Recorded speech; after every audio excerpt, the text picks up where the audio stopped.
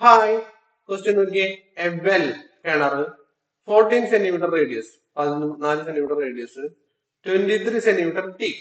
ഒരു കിണറുണ്ട്, അതിന് 14 സെന്റിമീറ്റർ ആണ് അതിന്റെ റേഡിയസ്. സെന്റിമീറ്റർ എന്നാ തന്നേക്കണേ.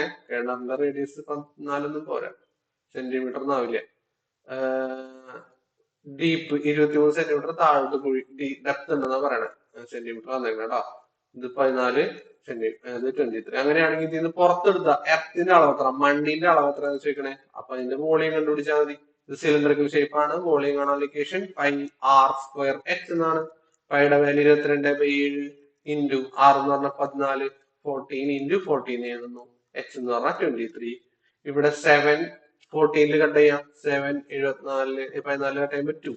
ഇത് മൾട്ടിപ്ലൈ ചെയ്താൽ ആൻസർ ആയി. അപ്പോ ലാസ്റ്റ് ഡിജിറ്റ് നോക്കുമ്പോൾ 3 × 4 12, 12 × 2 24, 24 × 8. ലാസ്റ്റ് ഡിജിറ്റ് 8 ആണ് വരുന്നത്. അപ്പൊ ഇതെല്ലാം 8 ആണ്. പിന്നെ ആൻസർ ഒക്കെ വളരെ അടുത്തടുത്തുള്ളതാണ്. അപ്പൊ മുഴുവൻ മൾട്ടിപ്ലൈ ചെയ്യേണ്ടി വരും. അല്ലെങ്കിൽ 22 ഫോക്കസ് ചെയ്യുക. 22 11 ഉണ്ട്, 11 ഉണ്ട്.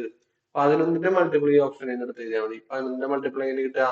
11ന്റെ മൾട്ടിപ്ലൈ കിട്ടാനേ ഓൾട്ടർനേറ്റ് ഡിജിറ്റ്സ് കൂട്ടിയിട്ട് മൈനസ് ചെയ്താൽ മതി. മൈനസ് ചെയ്യുമ്പോൾ 0 കിട്ടണം. 1 1 2 8 10 മൈനസ് 4 7 11. 10 മൈനസ് 11 പറ്റില്ല, 0 വേണം. 2 8 10 4 ഇതല്ല.